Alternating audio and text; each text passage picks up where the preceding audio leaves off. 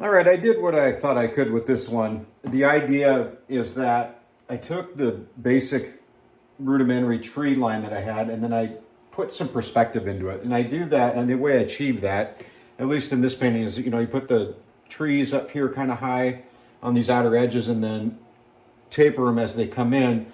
So it gives the impression that you're looking up into a valley, and then I start cutting that water line in. And as I'm doing it, the colors that I'm using, the color values, gives the impression that it's a big runoff. And the water's really turbid, it's full of mud and silt and sediment, and it's just really ripping through here. So much so that it's going around this little tree island and kind of getting up into these areas that probably typically wouldn't be underwater under other circumstances. And maybe it's, I don't know, maybe it's an early spring runoff, or who knows, maybe it's the mountains have finally gotten rid of their snow and it's pushing out and, running out through here. The mountains, again, were not the real strong point of this painting. I liked that sky.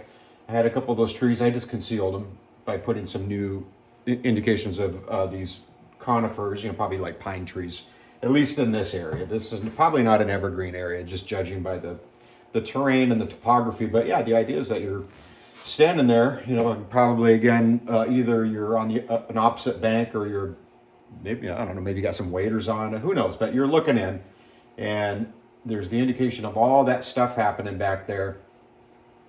The water detail is less further back.